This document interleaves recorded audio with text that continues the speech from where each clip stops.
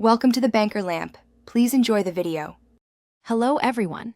In this video, I will explain how to remove the crossbars from your Hyundai Palisade roof rack. First, let's get prepared. You'll need the special cover key that came with your vehicle, along with a wrench, usually a 5mm Allen wrench. Make sure your Palisade's roof is clean and dry. A sturdy step ladder will also be very helpful to safely reach all parts of the roof rack. Taking these simple steps ensures a smooth removal process. Now, let's move on to the crossbar covers. You'll find 4 of these, one at each end of your crossbars. Take your supplied cover key and insert it into the key slot on each cover. Give it a turn to unlock.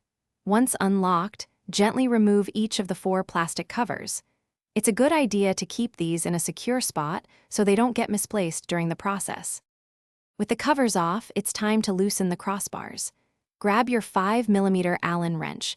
You'll see the clamp housing bolts. Turn each one about 6 full rotations counterclockwise. Remember, don't take the bolts out entirely. The front crossbar is usually a bit longer than the rear. Once loosened, you can carefully lift each crossbar straight up from the roof rails. They should come off without too much effort. You've successfully removed your crossbars. Now, make sure to store them and all the small components, like the covers and bolts, in a safe, dry place. It's also a good idea to give your roof rails a quick clean. Keep the cover key and wrench handy, perhaps with your owner's manual, for when you might want to reinstall them. Putting them back on is simply the reverse of what we just did, ensuring everything is aligned and tightened correctly. Thanks for watching. If this was helpful, leave a like and consider subscribing. See you next time.